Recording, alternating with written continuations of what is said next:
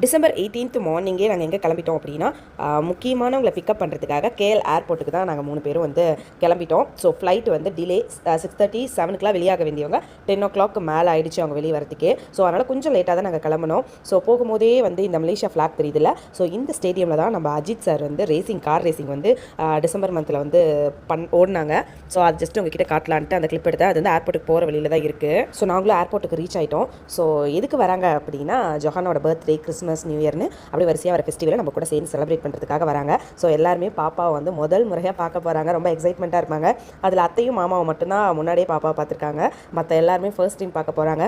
ஜொஹானாக்கு வந்து ஃபோன்லேயே பார்த்துட்டு இருந்தவங்க என்னடா நேரில் வந்துட்டாங்களே அப்படின்னு சொல்லிட்டு அவள் ஒரு மாதிரி தயங்கிட்டே இருந்தா. ஆனால் மற்ற எல்லாருமே ரொம்ப எக்ஸைட்மெண்ட்டாக இருந்தாங்க. ஸோ புதுசாக பார்க்குறவங்களுக்கு இவங்க யாருன்னு தெரியாது. அன்போட அப்பா, அம்மா, அண்ணன், அண்ணி, அப்புறம் அக்கா பொண்ணு ஒருத்தவங்க, தம்பி, இவங்க எல்லாம் ஒரு 6 பேர் வந்து இந்தியாவிலேருந்து வந்திருந்தாங்க. பசியோடு இருப்பாங்கன்னு சொல்லிட்டு நேராக சாப்பிட்றதுக்கு வந்து கூப்பிட்டு போயாச்சு.